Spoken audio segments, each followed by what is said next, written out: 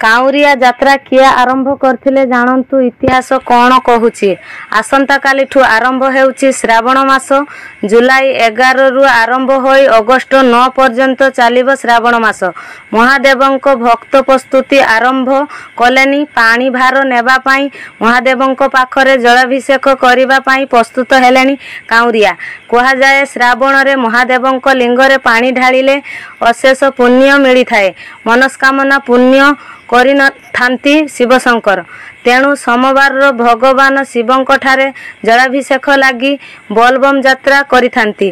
कहा जाए जे भगवान शिवंकु फल फूल धूप दीप और नैवेद्य देई पूजा कले जेतिकी प्रसन्न होई न थांती जलाभिषेक द्वारा ताठू बेसी प्रसन्न होई थांती। भक्तंको ऊपर कृपा करि थांती शिव पार्वती। सेथिपाई मानसिकधारी अनाई रही थांती श्रावण मासकु काउरिया साजी पानी भार कांधेई विभिन्न शैव पीठरे पानी ढालिबा पाई। काउरियांक यात्रा सहज न थाए। अनेक बाधा विघ्न को सामना करथांती। यात्रा समय रे निष्ठार सह रही ब्रह्मचर्य नियम पालन करी काउरिया माने नदीरु पानी उठाई कांधरे नहीं चली थांती। खाली पादरे एक लयरे पानी भार धरी माइल माइल बाट अतिक्रम करिथांती। खाल ढीप न मानी तुंडरे बाबा महेश्वरंक नाम नहीं आग को आग बढ़ी थांती। हर हर महादेव बोलबम भोले बाबा पार करेगा डाकी आग को अंधार राति रे बढ़ी चली थांती काउरिया।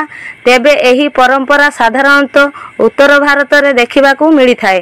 काउरिया मानंकू देखिले मनरे प्रश्न आसुथिबो एही परंपरा प्रथम रे आरंभ किए करथिले अर्थात काउरिया होई पानी भार नेबा यात्रार परंपरा किए प्रथमे काहाठू आरंभ होइथिले। एहार इतिहास कोन आसंतु जानिबा। एहार पछरे थिबा प्रमुख मान्यता कौन रही। काउरिया यात्रा को नहीं अनेक पौराणिक परंपरा रही। सेथिमध्यरु एक पौराणिका मान्यता अनुसारे सर्वप्रथमे भगवान परशुराम एही काउरिया यात्रा आरंभ करथिले। कहा जाए जे से उत्तर प्रदेशर बागपत जिला निकटस्थ महादेव मंदिर रे जल अर्पण करिबा पाई गर्भमुक्तेश्वररु गंगा जल आनिथिले। सेथिपाई आजी मध्य श्रावण मासरे लक्ष लक्ष लोक एही रास्ता रे चली भगवान शिवंको जलाभिषेक करंती। पुराणारे वर्णित माता पार्वती भगवान शिवंको पाइबा पाई श्रावण मासरे कठोर तप करथिले। एहा मध्य विश्वास रहिछि जे एही मासरे माता पार्वती और भगवान शिव भूलोकरे भ्रमण करंती। तेणु एही पवित्र मासरे महादेवंको आशीर्वाद पाई काउडी यात्रार परंपरा रही आसीची।